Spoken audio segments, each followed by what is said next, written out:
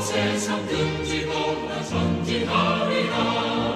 사랑의 빛 오늘 내 맘에 사랑의 빛 항상 있도다.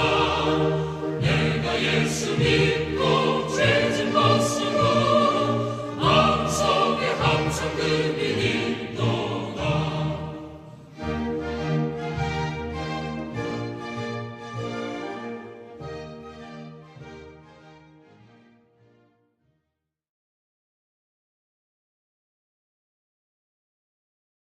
자, 우리 말씀 볼까요?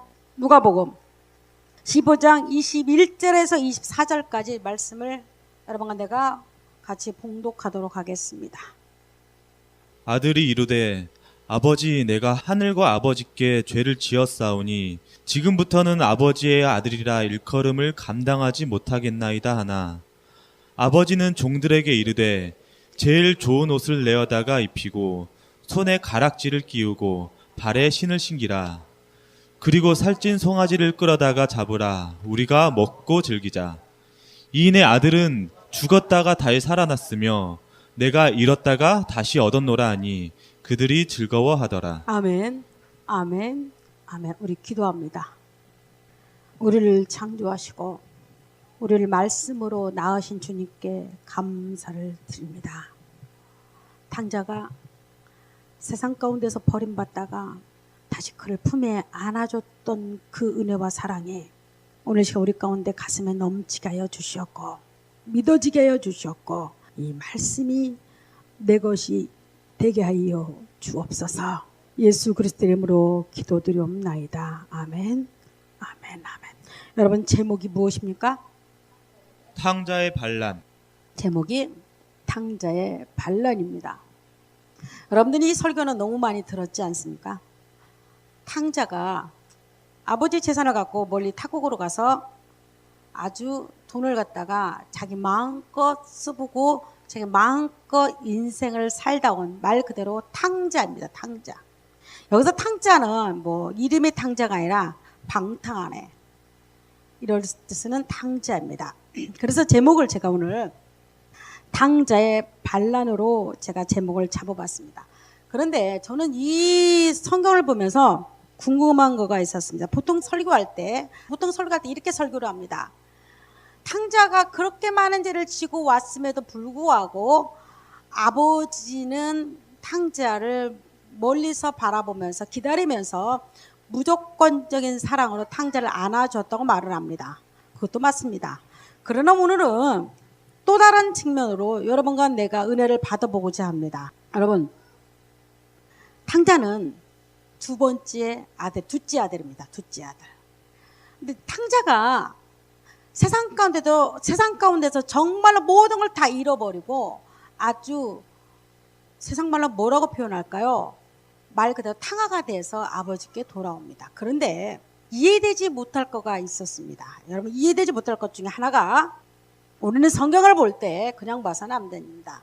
첫 번째, 그렇게 아들이 돌아왔을 때 아버지가 했던 행동이 있습니다. 첫 번째는 그에게 옷을 입혀줬다고 말합니다. 그런데 여러분 이 옷은 여러분 생각하는 것처럼 이런 옷이 아닙니다. 적어도 이 옷은 어떤 옷이냐면 여러분, 이집트의 파라오가 누구한테 줬던 옷처럼 이 옷이 귀한 옷이었냐면 총리가 됐던 요셉에게 입혀줬던 옷만큼이나 귀한 옷이 이 둘째 아들 탕자에게 입혀준 옷이었습니다. 이 옷은 어떤 옷이었냐면 제일 좋은 옷이 금은보화가 달린 옷 그런 의미가 아니고 이 옷은 마땅히 장자로서 입어야 할 옷을, 쉽게 말하면 아버지가 요셉에게 입혀줬던 채색 옷 이상으로 아주 의미가 있는 그런 옷이었습니다. 이 옷은 그 가문의 명예를 나타나는 옷이었습니다. 근데 이게 이해가 됩니까? 여러분 같으면 쉽게 이해가 되는 거 아니에요. 첫째 아들이 분명히 있습니다. 그럼에도 불구하고 탕자돼 가지고 재산을 다 써버리고 그리고 거지가 되어서 다리를 질질 끌고 오는 그 아들에게 아버지는 어찌된 일인지 장자만이 입을 수 있는 옷을 딱 입혀줍니다. 가장 좋은 옷이. 여러분, 내가 금은보화가 달린 옷이 좋은 옷이 아니고 이스라엘 백성들이 장자는 굉장히 큰 축복권이 있었습니다. 말할 필요 없이 아버지의 재산을 장자는 2배를 가져갔습니다. 그리고 장자는 아버지가 가지고 있는 축복권을 바로 누구한테 넘어갔냐면 이 장자 넘어가는 동시에 장자는 그 집안의 재판권까지 다 갖고 있었습니다. 장자 그러면 여러분 성경에 에서와 야곱에 나올 때 이 좋은 장자권을 에서는 정말로 소홀히 여겼던 사람 중 하나였습니다. 뺏기고 통 안에 눈물을 흘렸죠. 그리고 모든 축복권이 그 동시에 누구한테 넘어갔죠? 그가 장자권을 소홀히 하는 바람에 이 장자는 누구한테 넘어갔습니까? 야곱한테 넘어가는 순간에 아버지의 모든 축복이 미안하게도 야곱의 머리에 부어졌습니다. 그만큼 장자권은 이스라엘 백성들 중요한 거였습니다. 또 하나가 그에게 가락지를 끼웠다고. 가락지가 무엇입니까? 반지였습니다. 이 반지는 내가 갖고 있는 한 개 중에 여러 개 중에서 한 개인 반지가 아니고 이 반지는 인장 반지입니다. 쉽게 말하면 그 집안을 모든 재산을 관리할 수 있는 반지, 그런 반지가 인장 반지였습니다. 그리고 아버지의 권한을 누구한테 넘겨줍니까? 그 아들한테 넘겨주는 반지였습니다. 이 반지는 둘째 아들이지만 탕자에 돌아온 그 아들에게 아버지는 맏아들의 권세를 넘겨준 거였습니다. 성경에서 가락지라는 것은 우리는 많은 것 중에서 한 개를 말하는 것이 아닙니다. 예수님이 친히 비유한 거죠. 누가복음 15장에서. 또 하나가 나옵니다. 그에게 신발을 신겼다고 말합니다. 여러분, 이 신발은 쉽게 이스라엘 백성들은 종이나 노예는 신발을 신고 있지 않았습니다. 실제로 탕자가 아버지께 돌아왔을 때는 그는 신발을 신지 않은 자였습니다. 그는 종처럼 세상의 떠돌이처럼 거지가 돼서 살았던 사람이었습니다. 그런데 그가 아버지께 돌아오는 동시에 놀라운 일이 벌어지는데 그에게 아버지는 다시 신발을 신겨 옵니다. 그리고 말합니다. 너는 자유한 자라고 말합니다. 너는 더 이상 종이 아니라고 말합니다. 너는 더 이상 노예가 아니라고 말합니다. 여러분 같아서는 이 본문을 보면서 아니 큰아들이 지금 있습니다. 자, 이 소식이 큰아들에게 들려지자마자 큰아들이 노발대발합니다. 어떻게 그럴 수가 있냐는 겁니다. 나는 지금 이 시간에도 밭에서 일하다가 돌아왔는데 나에게는 아버지는 염소 새끼 한 마리 잡아주지 않았는데 아니 저렇게 개판치고 쉽게 말하면 저렇게 난리치고 아버지 선 다 잃고 지 멋대로 살다가 온갖 죄 쓰레기 죄 다 짓고 온 그 아들에게 어떻게 이렇게 아버지는 이렇게 대우할 수가 있냐는 겁니다. 왜 그랬을까? 저는 궁금했습니다. 왜 그랬을까? 우리 생각 같아서는 내가 생각 같아서는 큰아들에게 모든 걸 주는 것이 마땅합니다.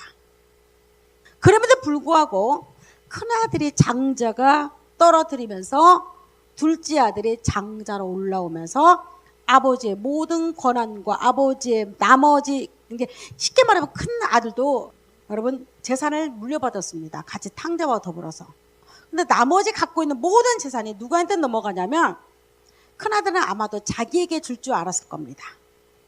근데 이 재산이 생각지도 못한 둘째 아들이 돌아오는 동시에 이 모든 재산과 권한과 아버지의 모든 권리가 둘째 탕자에게 넘어갑니다.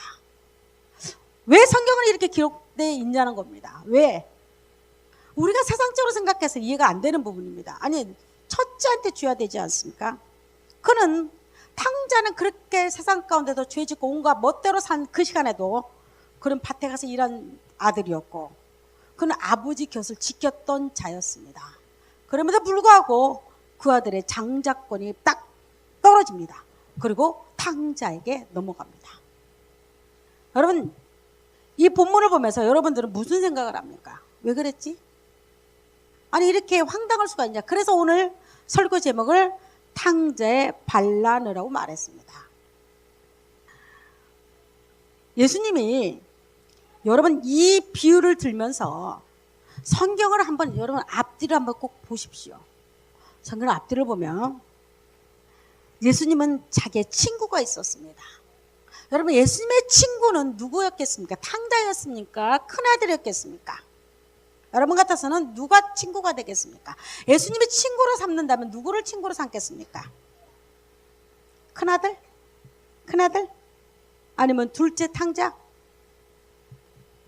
성경은 유감스럽게도 예수님을 꼭 필요로 하는 사람이 있었습니다. 그건 누구였냐면 죽었다가 살아난 둘째 아들 탕자였습니다. 그런 성경에 이렇게 표현한 그 아버지가 둘째 아들을 표현을 하는데 뭐라고 표현하냐면 내 아들은 죽었다가 살아났다고 말을 합니다. 그 나는 잃었다가 다시 얻었다고 말을 합니다. 여러분 얻었다는 의미는 다시 얻었다는 의미는 그 아들에게는 은혜가 없었어요. 여러분 이 탕자가 과거에는 아버지의 은혜를 전혀 모르는 자였습니다. 아버지가 주시는 축복을 가지고 그걸 누릴 줄은 알았는데 아버지가 주시는 그 마음을 알지를 못하는 자였습니다. 근데 그가 탕자가 돌아온 그날부터는 놀라운 일이 벌어집니다. 그 아들이 아버지의 은혜를 아는 겁니다. 그 아들이 아버지의 은총을 아는 겁니다. 그리고 세상에서 그렇게 찾으려고 했던 평안과 평강을 그 아들은 세상 가운데 찾지 못하고 그리고 이런 말 한마디도 돌아 아버지 나는 아버지 아들이라고조차도 부를 수가 없는 존재입니다. 나를 종으로 삼아 달라고 부탁을 합니다. 이게 그 아버지의 마음을 움직였습니다. 그런데 여러분 첫째 아들은 여러분 성경에서 첫째 아들은 누구를 상징하냐면 실제로 바리새인과 서기관과 유대 민족을 상징했습니다. 유대 민족은 죄인들이 예수님께 오는 것을 절대 좋아하지 않았습니다. 근데 유대 민족은 바리새인에서 특별히 서기관들은 자기들이 만나야 할 자기들이 꿈꾸는 메시아는 적어도 죄인들을 상대하는 자가 아니었습니다. 누구를 상대합니까? 헤롯, 바리새인, 서기관, 이스라엘 가장 높고자 하는 자를 상대해서 이스라엘 번영과 부귀를 주는 자였지. 이들이 와서 메시아가 와가지고 이렇게 허접자는 탕자나 상대할 그런 자가 아니라는 거였습니다. 근데 예수님은 와서 이들의 생각을 완전 꺾어버렸습니다. 그리고 와서 무슨 일을 했습니까? 세상 가운데서 가장 버림받아 마땅하다고 생각하는 탕자와 같은 자들의 친구가 됐습니다. 성경은 이렇게 말합니다. 뭐라고 말합니까? 성경은 나는 이 땅에 죄인을 부르러 왔다고 말합니다. 그 죄인 중에 하나가 누군지 아십니까? 여러분 또 한 여인이 나옵니다. 한 여인이 누군지 여러분 한번 보시기 바랍니다. 누가복음 7장 37절에 보면 누가복음 7장 37절에 보면 성경은 참 재밌게 표현하고 있어요. 이 여인은 지독한 죄 때문에 죽을 뻔하다가 사망의 음침한 골짜기에 빠져서 죽을 뻔하다가 건짐을 받은 여인이었습니다. 누구로? 예수 그리스도로 말미암아. 이 여인이 그러면 성경은 이 여인을 이렇게 표현해야 합니다. 죄에서 용서받은 여자 이렇게 표현해야 되지 않습니까? 멋지게 근데 성경 그렇게 표현하지 않습니다. 그 동네에 죄를 지은 한 여자가 있다고 말을 합니다. 여러분, 죄를 지은 한 여자. 성경은 가장 많이 단어가 있습니다. 여러분, 성경에서 여러분이 한번 찾아보십시오. 죄 이렇게 말합니다. 죄를 지은 한 여자가 있다고 말합니다. 근데 이 여자가 예수님이 들어가서 식사를 하고 있는데 이 여인이 자기가 들고 있는 옥합, 자기가 세상에서 꼭 이것만 있으면 살 것 같다고 생각하는 그 비싼 옥합을 예수 머리에 붓습니다. 난리가 났습니다. 유다가 난리쳤습니다. 제자들도 이해를 못합니다. 저렇게 비싼 향유를 갖다가 부을 수가 있냐는 겁니다. 팔아서 가난한 자를 덮지. 참 좋습니다. 논리가. 바로 이 여인이었습니다. 바리새인 집에 들어가서 식사를 하고 있는데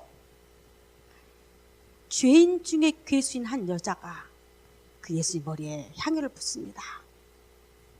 그러면서 이렇게 말합니다. 성경은 나는 그들의 친구라고 말합니다.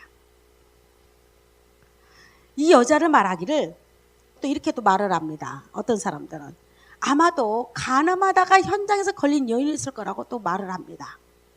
이 여자가 향유를 붓는다는 것은 지독한 죄 가운데서 내가 사망의 음침한 골짜기에서 돌 맞아 죽든지 불에 태워 죽을 뻔하다가 누구로 말미암아 살은 자였습니다. 예수 그리스도로 말미암아 산 자였습니다. 그래서 이 여인이 내가 죽었다가 살아났던 그 여인이기에 여러분, 이 여인에게도 하나님이 증거가 있었습니다. 그 여인은 뭘 주었겠습니까? 창자가 끼었던 옷이 그 여인에게 입혀졌습니다. 나는 믿습니까? 탕자가 도저히 입을 수 없는 옷을 입혀줬던 그 옷이 누구한테 입혀준 줄 아십니까? 이 여인에게도 입혀졌습니다. 그리고 이 여인에게도 가락지가 끼워졌는데 도저히 천국을 바라볼 수 없는 그 여인이었습니다. 그러나 예수 그리스도가 끼워준 이 가락지는요, 이거는 하나님이 주신 가락지는요, 여러분 우리 손에서 절대 벗겨지지 않습니다.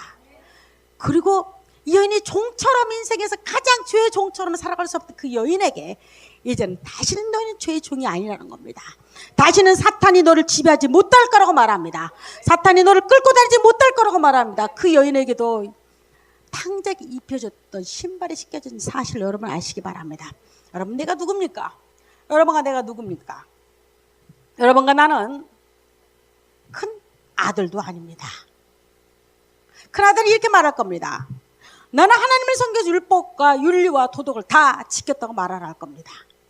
그 성경에 보면 내가 밭에 나가서 일을 했다고 말합니다. 그 순간에도 자기는 밭에 나가서 일했다고 말. 그 말은 여러분 무슨 말이냐면 나는 그 순간에도 하나님의 율법과 윤례와 도덕을 잘 지켰다고 말하고 있습니다. 그런 나를 하나님이 왜 탕자를 주지 않냐고 불평합니다.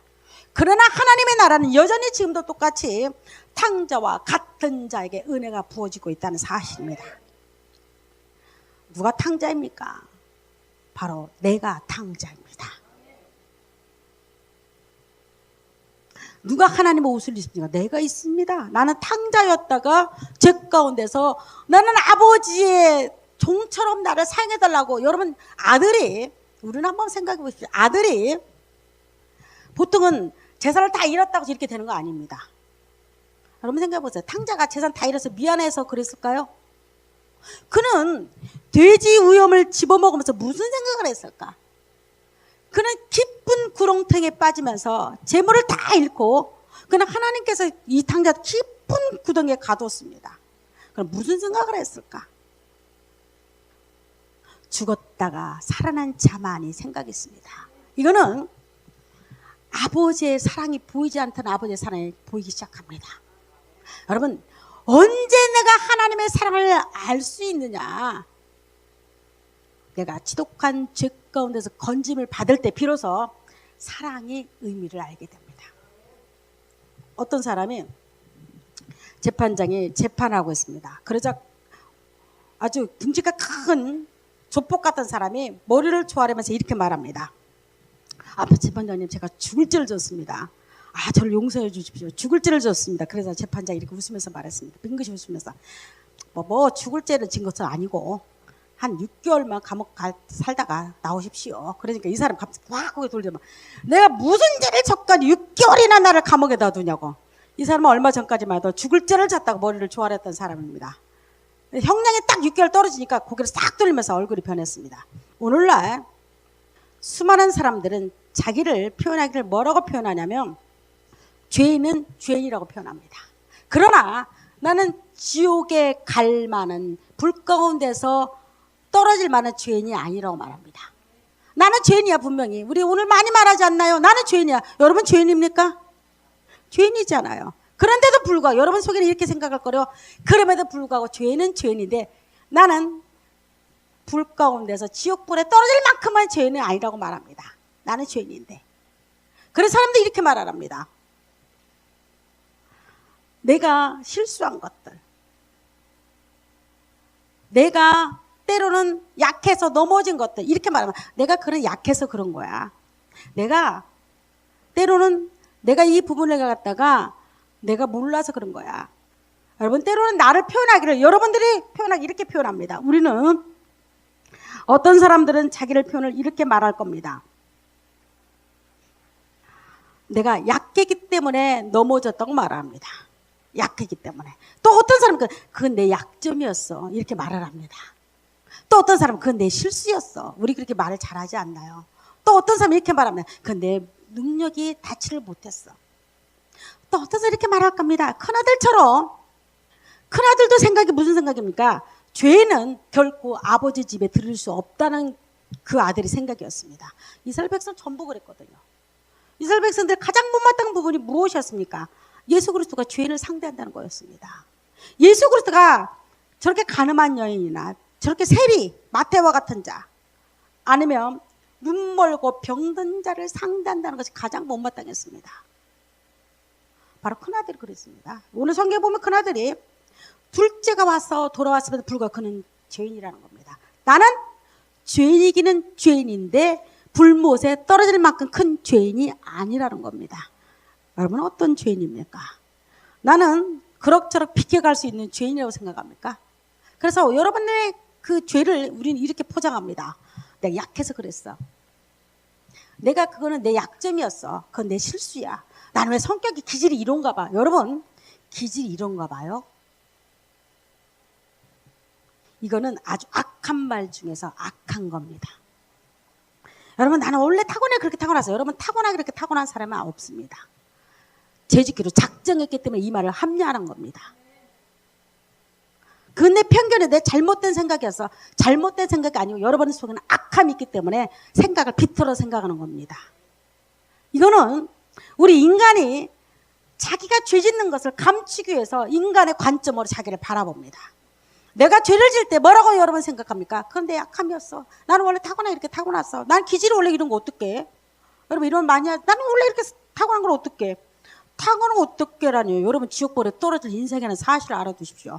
내가 그것이 약함에서 오는 죄든지 내가 약점 가운데서 오는 죄든지 내가 실수해서 오는 죄든지 무능력 아니면 편견에서 오는 죄든지 이거는 하나님이 보는 눈으로는 처절한 불 가운데 떨어진 죄 중에서 가장 큰 죄입니다.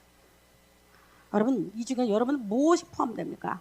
여러분 뭐라고 생각합니까? 나는 타고나기를 성격이 이렇게 해서 남한테 말도 못하고 남한테 내가 잘못해도 내가 미안하다 말하지 못한 거 여러분 이런 것들이 당연하다고 생각합니까?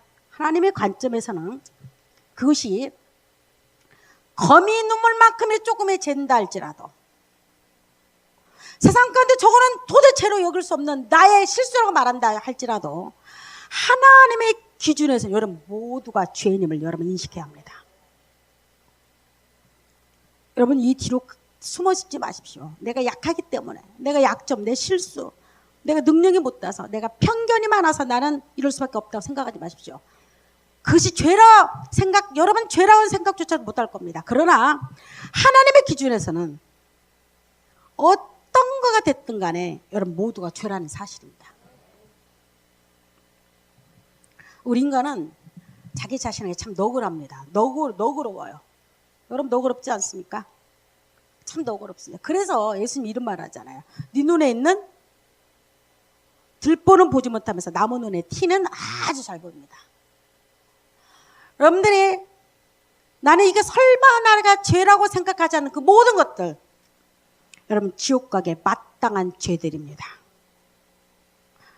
하나님의 기준에서는 단 한 명도 이 그물에 빠져나갈 자가 단 한 명도 없다는 사실입니다.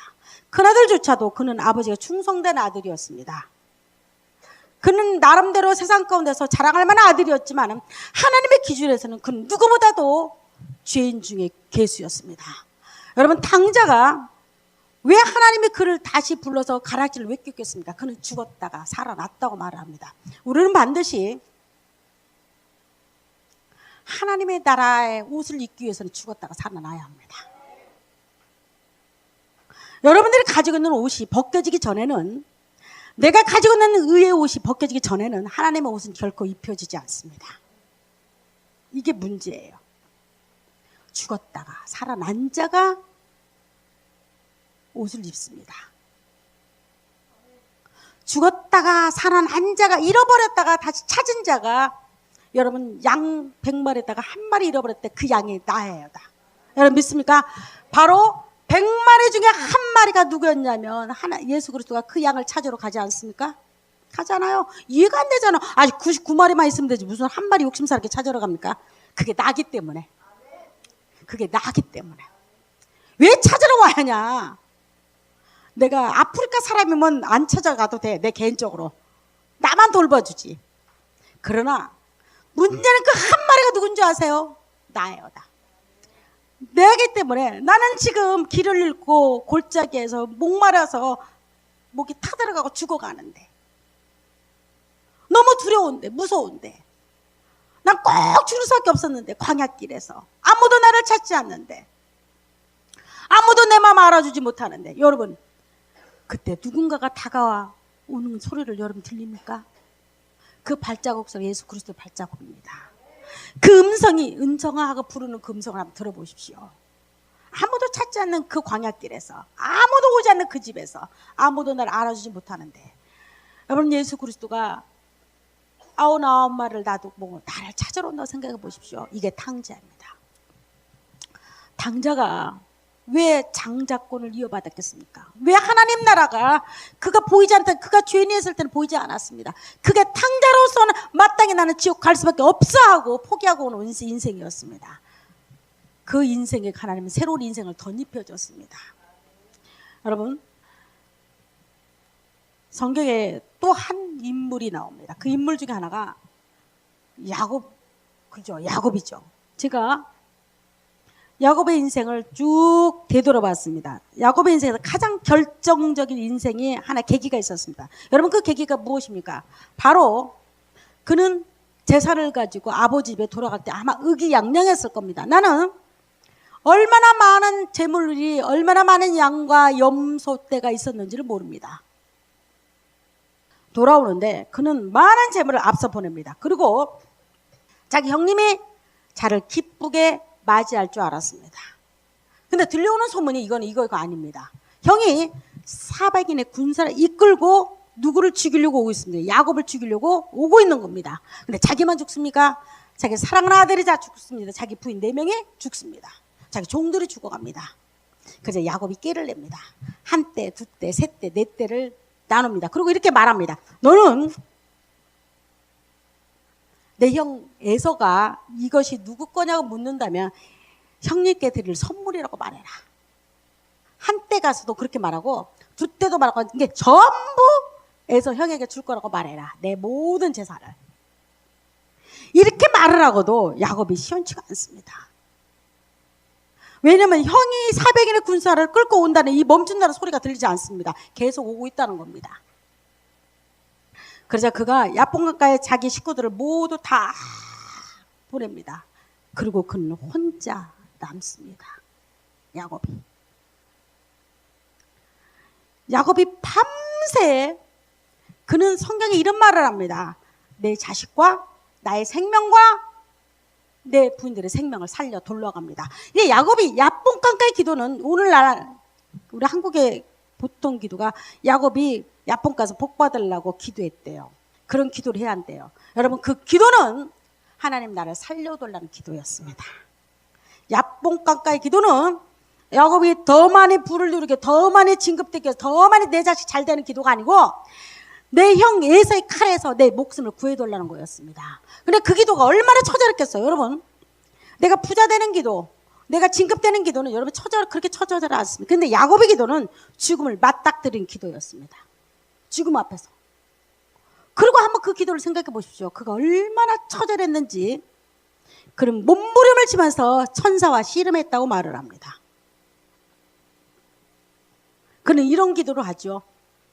하나님, 나의 아브라함에게 약속했던 하나님, 나의 아버지 이삭에게 밟았던 땅을 다 주겠다. 그리고 나에게도 너에게 밟았던 땅을 다 주겠다고 하신 그 약속을 나는 믿습니다. 그리고 생명을 구해달라고 기도합니다. 그런데 여러분 한번 보십시오. 야곱이 기도를 하고 새벽녘이 왔습니다. 그런데 천사가 야곱한테 한 가지를 묻습니다. 뭘 물었을까요? 내 이름이 무엇이냐고 묻습니다. 천사가 야곱의 이름을 몰랐을까요? 알았죠. 왜 물었을까? 왜 네 이름이 무엇이냐고 물었냐는 겁니다. 왜 물었을까? 야곱이라는 이름 뜻은 사기꾼, 속이는 자, 이런 뜻이 있었습니다. 야곱은 그동안 이 야복강까지 오기까지 마음대로, 지 방법대로, 때로는 지 생각대로 많이 산 자였습니다. 그리고 그는 아버지를 속인 자였고 그 형을 속여서 20년 동안 도망자로 살았던 자가 야곱이었습니다. 여러분, 그 마음에는 항상 뭐가 있을까요? 나는 속인 자라. 야곱이 양심이 없었을까요? 야곱이 양심이 없었을까? 아버지를 속이고 형을 속이 20년을 넘게 살았던 그에게는 항상 걸리는 거 있었을 겁니다. 나는 아버지를 속였고 형을 속인 자라. 그래서 야곱의 이름이 야곱이 속인 자라는 뜻입니다. 그리고 이 천사가 묻습니다. 내 이름이 무엇이냐? 그런데 그가 대답을 합니다. 나는 야곱입니다. 여러분, 그 말할 때 야곱이 어떻습니까? 나는 야곱입니다. 이 소리는 뭐예요? 나는 죄인 중에 더러운 사기꾼입니다. 이 소리입니다. 나는 죽어서 마땅한 자입니다. 이 소리입니다. 여러분, 이 고백이 나와야 합니다. 여러분과 나는 네가 누구냐고 하나님이 묻는다며 나는 봉사 잘하고 똑똑하고 잘났던 사람입니다. 마치 큰 아들처럼 여러분 이름을 대서는 안 됩니다. 하나님 앞에는 바스칼이 정말 멋진 말을 했대요. 그가 말하기를 이렇게 말합니다. 이 땅에 성인이든지 의인이든지 아니면 이 땅에 멋지다고 말하고 그렇게 말하는 모든 사람들의 나는 그 세 단어를 좋아하지 않는다고 말해요. 의인이니 성인이니 성화됐다니 요런 단어를 나는 좋아하지 않는다고 말합니다. 이 땅에 딱 하나의 존재가 단어가 있는데 우리 인간에게 딱 마땅히 붙여질 하나의 단어가 있는데 그 단어는 죄인이라는 거 하나밖에 없다고 말합니다. 야곱에게도 하나님은 분명히 그 고백을 듣기를 원했습니다. 뭐라고? 나는 죄인 중에 괴수입니다. 나는 사기꾼입니다. 나는 아버지를 속인 자였습니다. 나는 형을 속인 자였습니다. 그러고 나서 하나님께서 그 이름을 바꿔줍니다. 야곱아, 너는 더 이상 속인 자가 아니야. 너는 더 이상 아버지를 속이고 형을 속인 그런 자가 아니고 너는 이스라엘이라고 말해라. 여러분, 이스라엘의 이름 뜻이 야곱에게 주었던 이름입니다. 그 이름은 이긴 자, 하나님을 싸워서 이긴 자입니다. 그리고 승리자입니다. 여러분, 우리는 하나님과 더불어서 이긴 자입니까? 여러분, 이해가 안 됩니까? 우리는 야곱이 하나님과 더불어 싸워서 이겼습니다. 그래서 그는 속인 자, 사기꾼에서 승리자로 변했습니다. 이거는 구원받은 자, 예수를 힘입어서 하나님을 이긴 자입니다. 우리는 이길 수가 없지만 누구 이름으로 하나님께서 우리 앞에서 여러분 우리 모든 죄를 사해 줬습니까? 예수 그리스도로 말미암아 우리 이긴 자로 만들어 줬습니다. 여러분, 탕자의 인생은 완전히 폐잔병이었습니다. 그리고 아까 내가 이야기했듯이 그 여인, 누가복음에 나왔던 그 죄인인 한 여자도 그건 폐잔병이었습니다. 그런데 이스라엘의 이름에는 그 승자라는 이름은 바로 탕자에게 붙여준 이름이었습니다. 그리고 이 여인에게 붙여준 이름이었고 야곱까지 인생을 자기 마음대로 생각대로 꾀대로 살아갔던 그 사람에게 붙여진 이름이 승리자라는 이름이었습니다. 여러분, 우리에게도 그 이름이 붙여졌습니다. 우리는 더 이상 죄 가운데서 허우적거리는 패잔병이 아닙니다. 적어도 구원받은 여러분들은 패잔병처럼 이 땅을 죄 가운데 허덕거리며 살 존재가 아니라는 사실입니다. 우리는 하나님의 나를 그곳에서 건졌습니다. 누구처럼? 탕자처럼. 그래서 여러분들에게 하나님은 지금도 옷을 입혀주길 바라요. 무슨 옷입니까?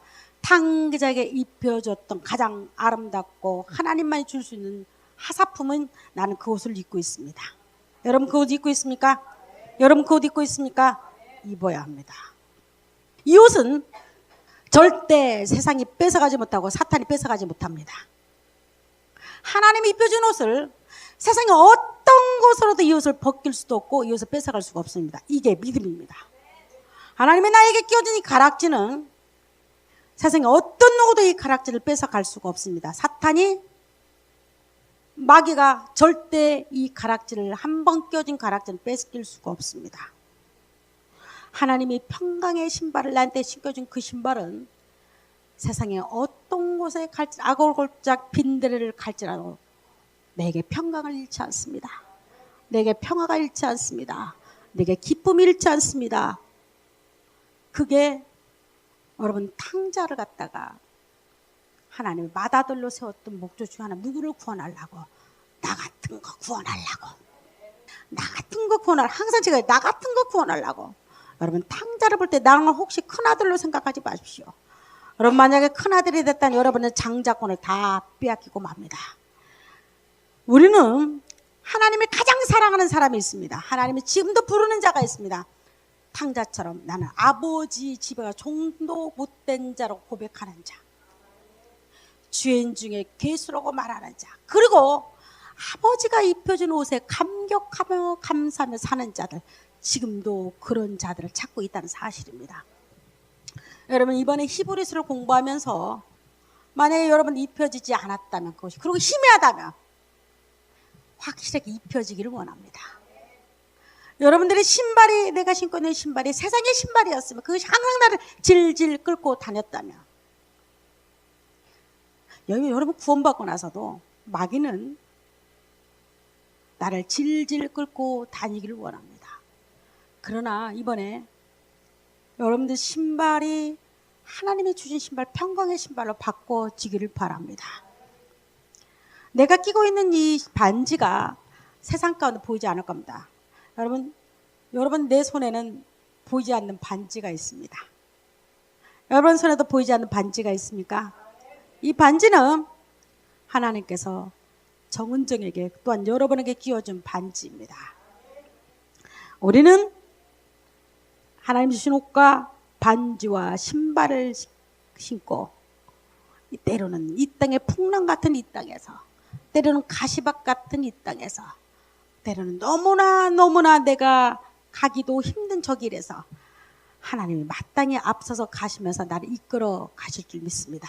그래서 우리는 말하기를 야곱이 승리자처럼 변한 것처럼, 이스라엘처럼 승자 변한 것처럼 여러분과 나의 인생에 있어서 승자가 될 줄 확신합니다. 이미 우리는, 여러분 손에는 뭐가 들려있습니까? 깃발이 들려있어야 합니다. 여러분 손에 무슨 깃발이 들려있습니까? 예수 십자가의 깃발이 들려있어야 합니다. 이 깃발은 승리한 자만이 들을 수 있는 겁니다. 여러분 전쟁에서 패한 자들은 깃발을 휘날릴 수가 없습니다. 전쟁에서 딱 이기고 나면 제일 먼저 드는 깃발이 있습니까? 그 부대 깃발이나 여러분 태극기를 듭니다. 우리는 이 땅의 승리자입니다. 아멘입니까? 우리는 승리자입니다. 그 여러분 손에는 승리자만이 들 수 있는 깃발인데 이게 십자가의 깃발입니다. 그리고 말합니다. 다 모여라. 깃발 아래 다 모여라. 이번 기도회가 여러분 들고 있는 십자가의 깃발에 다 모이기를 바랍니다. 기도의 동지들이 일어나기를 바랍니다. 아멘입니까? 기도합니다. 하나님 감사합니다. 탕자가 도저히 장자권을 받을 수 없음에도 불구하고 예수 그리스도께서는 그 아들 다시 찾으셨고 부르셨고 아는 것처럼 내가 예수님 품에 있음을 압니다. 내가 예수님의 주신 옷과 가락지와 신발을 신문합니다. 하나님, 우리 손에 들던 십자가의 깃발을 또 높이 들게 하여 주셨고, 깃발 아래 죽어있는 생명들이 모이게 하여 주옵소서. 이번에 아버지 내일부터 우리 기도를 할 텐데 하나님, 악한 막이 역사하지 않게 해주셨고, 하나님께서 도와주셨고 역사하시고 인도하여 주옵소서. 예수 그리스도의 이름으로 기도드리옵나이다. 아멘. 아멘.